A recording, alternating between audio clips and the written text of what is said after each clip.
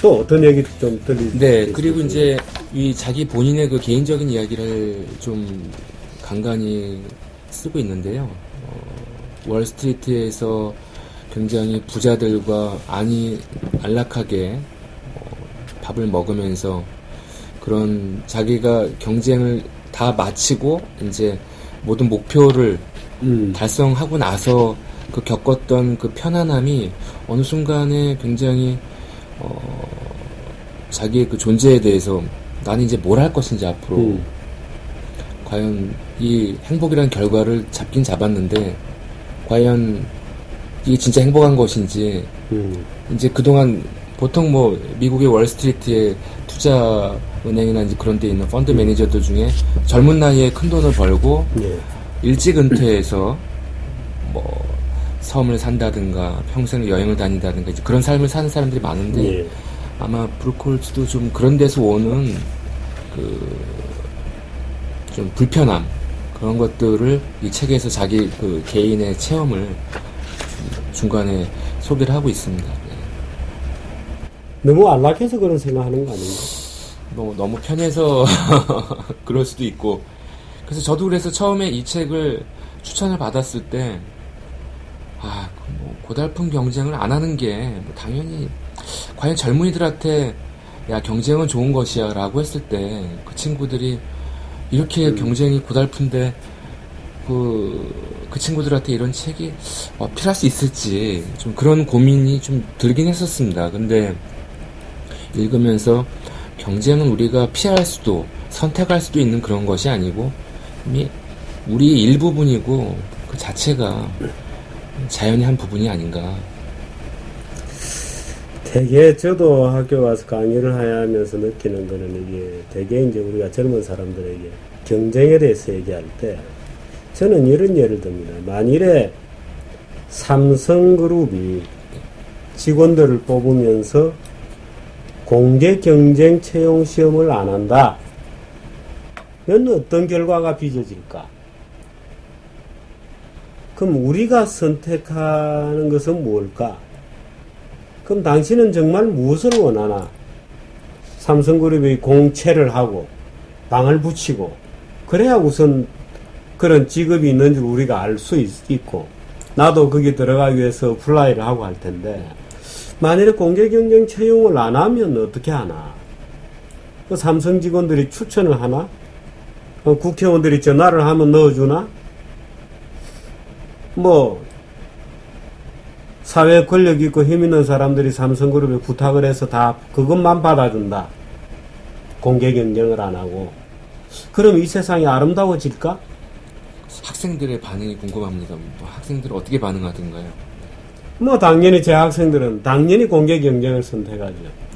그래야 기회가 오니까 자기에게. 근데 사람들은 또 경쟁을 싫어해요. 왜 그럴까요? 이 아마 우리 송 교수님께서 논문을 앞으로 그 분야에 무궁무진하게 쓸 수 있는 여지가 있을 겁니다. 그죠? 논문을 많이 쓸 수 있다면은 요즘 어느 분야든지 관심이 많습니다. 아니, 이 경쟁 문제는 특히나 그런 것 같고, 제가 이 사실 러쉬라고 하는 게 아침에, 우리는 사실 러쉬라고 하는 것을 아침 출근길에 지하철에서 느낄 수 있죠. 러시아우라고 하죠. 예. 제가 이 미국 가서 깜짝 놀란 것은, 물론 우리 동경 같은 경우에도 그렇습니다만, 동경이 자연시간으로 따지면 서울보다 일찍 일어나는 거잖아요. 우리가 동경시를 쓰고 있으니까. 그렇죠. 동경이 더 동쪽에 있기 때문에. 그렇죠. 네. 동경이 더 동쪽에 있으니까 사실 동경 사람들은 우리보다 일찍 일어나요. 우리가 일찍 일어나죠. 근데 도쿄에서 지하철 앞에 가서 보면 뉴욕 같지는 않아요. 뉴욕에 가서 지하철 앞에 월가에 들어가는 진입로의 지하철에서 사람들을 보면 전부 뛰어다니거든요. 뛰어다니고 뭐 아침 먹을 시간이 없으니까 집에 와가지고 저 지하철 타고 오면서 빌딩마다 빌딩 지하에 이 브라운백이죠. 네네. 빵하고 커피하고 이렇게 딱 담은 세트를 주고 하는데 거의 뛰어가면서 돈 던져주고 그걸 낚아채서 사무실로 뛰어가거든요. 그게 이제 러쉬죠. 네. 아마 이 브루콜즈가 그 장면을 러쉬, 뛰어가는 이 장면을 얘기하면서 실제로 뛰어가는 그림이. 그렇습니다. 뛰어가는 그림이 바로 여기 있는데, 뛰어가는 것을 보면서 러쉬라고 하고, 그것이 인간의 어떤 삶의 기본적인 조건이라는 것을 사회생물학적 여러 가지 재밌는 에피소드들로 연결해서 아마 쓴 것 같습니다. 책값이 얼마나 되나요? 15,000원인데, 책값이 15,000원입니다. 이 원래 무슨 카바가 있었던 것 같습니다. 없어요. 녹색으로 이렇게. 저도 아는 지인이 주셔서 카바가 있는지는 잘 모르겠습니다. 아니, 저쪽 방에 있어요. 저쪽 방에 며칠 전에 한다고 찾아놨는데. 원래 없습니다. 저도 가지고 있는데. 아니요, 저 방에 있어. 띠가 있습니다. 아, 띠가 있어요. 뭔가 있어야 돼. 디자인으로 성립이 되는 건데. 자, 오늘 이 책과 관련돼서 마무리를 좀 해주시죠.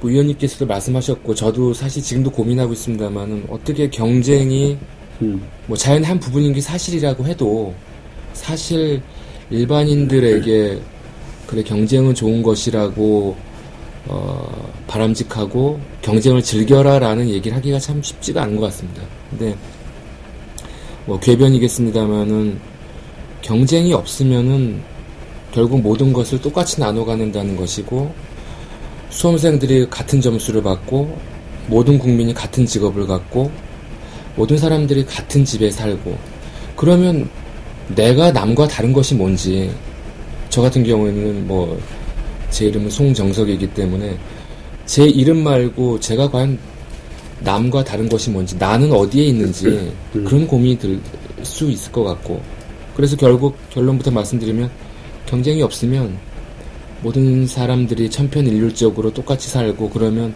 내가 없고, 내가 없다는 거는 이미 생존을 못하는 것이 아닌가. 그래서 경쟁이 남이 갖는 것을 빼앗고 마치 그런 식으로, 그건 범죄고 경쟁은 아닌 것 같고요. 그런 식으로 따지면은 약탈이죠. 예, 예. 제가 진학을 하기 위해서 공부를 열심히 한 게, 그럼으로써 그 과정상 남이 떨어지고 제가 진학을 하게 되면, 그럼 그런 것도 다 나쁜 것이고, 그럼 그런 경쟁도 하지 말아야 되고, 그러면 노력도 하지 말아야 되고, 뭐 결국 우리가 우리의 본성을 경쟁 없이는 지킬 수 없는 것이 아닌가. 그래서 행복해지는 거는 현실을 피하는 것이 아니고, 현실을 받아들이고, 그 고달픈 경쟁조차도, 뭐 고달프다는 형용사도 좀 주관적입니다만은, 경쟁 속에 살고, 경쟁이 그냥 우리 자체고, 그러니까 즐기라라고 얘기하기는 좀 그렇고요. 그래서 저희가 화장실에 가면, 뭐 표현이 좀 굉장히 유치합니다만은, 화장실에 가서 배설을 누구나 안 하면 생존할 수 없지 않습니까? 근데 배설하는 그 순간이 뭐 어떤 경우에는 좀 그렇게 유쾌하지만은 않거든요. 그래서 뭐 경쟁을 뭐 배설하고 비유한다는 건 그렇지만은, 분명히 우리의 한 부분이다. 그 메시지가 강하지 않을까. 이 책에서는. 그래서 아까 말씀하신 그런 사회 생태학과 비교하는 것이, 주로 자연과학과 비교하는 것이, 우리 사회과학에서 흔히 이념적으로 판단하기 쉬운데, 자연과학 그대로 그 속에서도 경쟁이 존재한다는 것은 분명히 이념과 상관없이 우리 한 부분이 아닌가, 그런 생각이 듭니다. 근데 저는 경쟁과 관련되어서 일반인들이 가장 오해하는 것 중에 하나는, 경쟁이 없을 경우에는 평등한 결과가 올 것이라고 착각하고 있다는 거거든요. 제 생각에는. 많은 사람들이 경쟁의 결과는 불공정에 이르는 것이다 라고 생각해요. 많이들 근데 그렇습니다. 얼른 보면 그런 현상이 나타나죠. 경쟁을 통해서 합격한 자가 있고, 불합격한 자가 있고, 경쟁을 통해서 직장을 얻은 자가 있고, 직장을 잃은 자가 존재하죠. 근데 문제는 경쟁을 하지 않으면 경쟁이 만들어낸 일종의 차별이라고 생각되는 불평등이 없어지는 것뿐만 아니고, 경쟁 그 자체의 필요성도 없어지고, 우리가 n분의 1로 나눠 가지고 려고 했던 평등한 결과의 어떤 평등의 조건도 없어져요. 사실은. 예를 들어서 우리는 같은 집에 살고 싶다. 같은 평수의 집에. 누구는 경쟁에서 돈을 많이 벌어서 타워팰리스에 살고 누구는 왜 작은 집에 사냐. 그럼 경쟁을 하지 말고 똑같이 살아보자고 했을 때는 타워팰리스가 지어지지 않는 것도 물론이거니와 예를 들어서 우리가 지금 열악한 집에서 획득했던 그 작은 집도 허락이 안 되는 경우들이 많다는 거거든요. 말하자면 경쟁이라는 것이 말하자면 우승 열패를 만들어낸다 어느 정도. 그건 비교적 자연스러운 모습이다. 뭐 그걸 부정할 방법은 없습니다. 그 경쟁에서는 경쟁을 통해서 이긴 자가 좋은 결과를 얻는다는 것은 확실하지만 그래서 단순히 그것을 받아들여야 된다. 자연의 모습이다라는 논리보다는 제가 볼 때는 경쟁을 거치지 않았을 경우에는 우리가 경쟁을 거친 다음에 생각하는 평등한 상태도 존재하지 않는다는 겁니다. 예를 들어서 제가 모스크바 특파원을 할 때 저는 굉장히 깊은 그 어떤 생각이 바뀌었다고 할까요? 그 소련은 우리가 알다시피 평등의 제국이었잖아요. 공산주의를 했으니까. 그야말로 평등의 제국인데 실제로 평등의 제국이 도달한 결론은 어마어마한 불평등이었어요. 당간부가 아니면 누구 당간부하고 친구가 아니면 권력자가 아니면 권력자의 자식이거나 권력자의 친구가 아니면 어떤 경쟁의 기회도 아예 원천적으로 없는 겁니다. 그러니까 경쟁이 없어지면 오히려 봉건사회로 돌아간다는 것이 저희 결론이었어요. 그래서 저는 경쟁은 받아들여야 된다 하는 생각을 하게 되었는데 이 절 제가 다시 한번 좀 꼼꼼히 한번 읽어보겠습니다. 잠깐만 덧붙여서 말씀드리면은 제가 역시 짚지 못한 굉장히 중요한 핵심을 방금 말씀해 주신 것 같습니다. 그래서 경쟁이 제가 너무 이 책의 내용에 네, 이 책은 이제 그런 내용이라는 것이죠. 사로잡혀서 얘기를 했는데 제가 말씀드린 그런 자연의 한 부분이기 때문에 무조건적으로 받아들여라 그 부분보다도 역시 아까 방금 위원님이 말씀하신 경쟁이 없으면은 한마디로 쉽게 말하면 하향평준하죠. 근데 경쟁이 있으면은 누가 앞서 나가면은 자기도 그만큼 나가고 싶어하고 또 제 뒤에 있는 사람 또 그 뒤에 있는 사람 모두들이 조금씩 경쟁이 없는 상태보다 더 발전할 수 있다.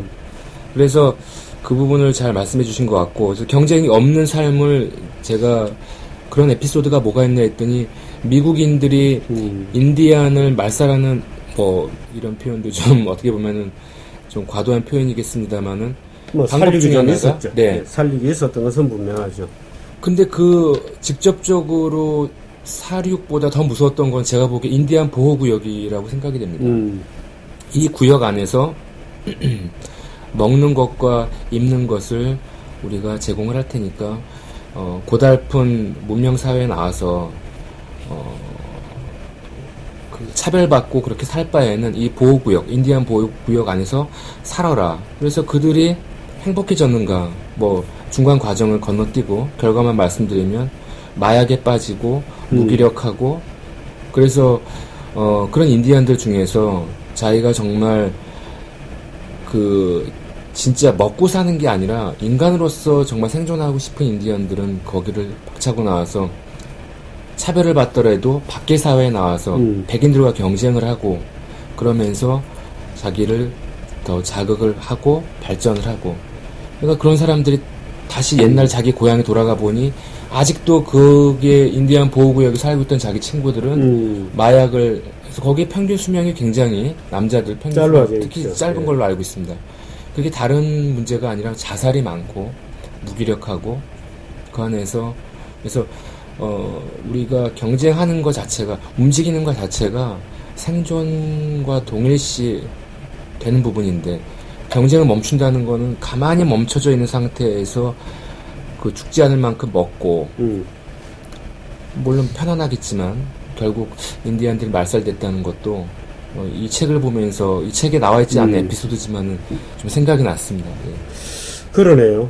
그런 얘기는 우리가 예를 수도 없이 들 수 있는데 예를 들어서 논에다가 미꾸라지를 키울 때 한쪽에 메기를 넣어 놓으면 미꾸라지 잡아먹는 메기를 넣어 놓은 논에 있는 미꾸라지가 오히려 훨씬 튼실하다 그러거든요. 생존율도 높고. 또 남해 안에서 고기를 잡아서 일본에 수출하는데 그 고기통 안에 고기통 안에 천적을 한 마리 집어넣어 놓으면 일본에 도착할 때까지 다 쌩쌩하게 살아있대잖아요. 안 그리 천적이 없으면 일본에 도착할 때쯤 되면 뭐 반쯤은 죽는데 오히려 천적을 한 마리 집어넣어 놓으면 일본에 도착해 보면 쌩쌩하게 살아있다는 거거든요. 이제 그게 사실 이제 경쟁이라는 것이 우리의 삶을 활력 있게 만들고 또 그것이 우리의 삶의 본질적인 요소이고 또 오히려 적절한 긴장을 통해서 그것이 우리가 말하자면 우리 자신을 임프루브 할 수 있고 개선시킬 수 있는 그런 에너지도 되는 것이죠. 이제 그런 내용인 것 같습니다. 네, 예, 저 실제로 이제 몇 개 보니까 유토피아는 잊어라란에 보니까 이런 겁니다. 앉아서 생활하면 빨리 늙는다. 이 바로 그 얘기군요. 예. 스트레스, 뭐 풍부한 자원의 저주, 뭐 이런 거, 이건 우리가 잘 알죠. 예를 들어서 지구상에 웬만한 나라치고 천연자원이 풍부한 나라치고 가난하지 않은 나라가 별로 없죠. 그렇죠. 네. 개판이거나 후진적인 사회구조를 갖거나 그런 얘기들입니다. 인구 감소의 역설, 뭐 여러 가지 자유무역을 통해 성장하다. 켈빈 쿨리지의 성생활, 뭐 성생활 이런 것도 있군요. 그래서 여러 가지 제가 못 본 부분이네요. 여러 가지 얘기들이 있습니다. 아마 이 책이 이렇게 이제 좀 두께가 나온 것은 역시 이제 다양한 사회생물학적 예들을 쭉 들어서 네안데르탈인 얘기도 있고요. 그렇군요. 자, 여러분 다시 한번 이 제목을 한번 보도록 하겠습니다. 지나친 경쟁이 당신을 힘들게 한다고 천만의 말씀.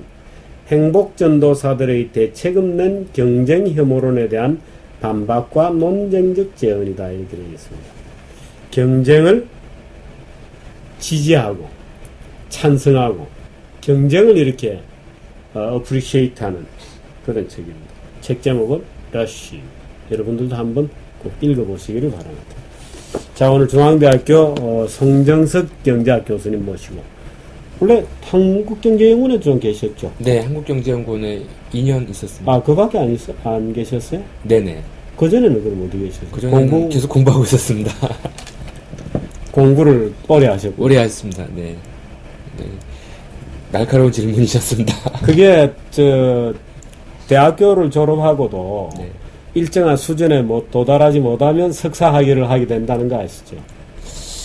그것도 처음 듣는 얘기인데요. 농담입니다. 농담이고. 제가 이거 가방끈이 짧기 때문에 아이, 별말씀. 가방끈이 긴 제 친구들에게 농담으로 하는 얘기가 그 얘기입니다. 야, 그 일찌감치 졸업해야지 말이야. 네. 졸업 못하고 계속 학교에 남아있냐고. 그럴 때 제 평소에 그 토론 프로그램에서 우리 정기재 위원님 그 말씀하시는 거 보면서 좀 경제학자들이 저런 그 기지와 그런 소신이 없이 미국 경제학이라는 게 수학 통계학들로 범벅이 되어 있지 않습니까? 네. 그래서 좀 너무 경제학자들이 비겁한 거 아닌가, 좀 용기 있는 경제학자가 돼야겠다. 위원님. 저는 뭐 그렇게 생각하지 않습니다. 저는 그렇게 생각하지 않는 게 역시 네. 학자는 학자의 그게 있고요. 저널리즘은 저널리즘의 또 기능이 있고 역시 이제 학자들은 기본 이제 자료들을 생산해주면 저희 같은 사람들이 이제 그 생산된 자료를 이해를 하고 그것을 대중들에게 좀 쉽게 전달해주는 이제 그런 역할이 저희들의 역할이어서 저희 역할까지 하시겠다고 하면 안 되죠. 그 역할을 공부만 계속 열심히 하겠습니다. 그렇습니다. 네, 오늘 여기까지 하겠습니다. 고맙습니다. 네, 고맙습니다. 네.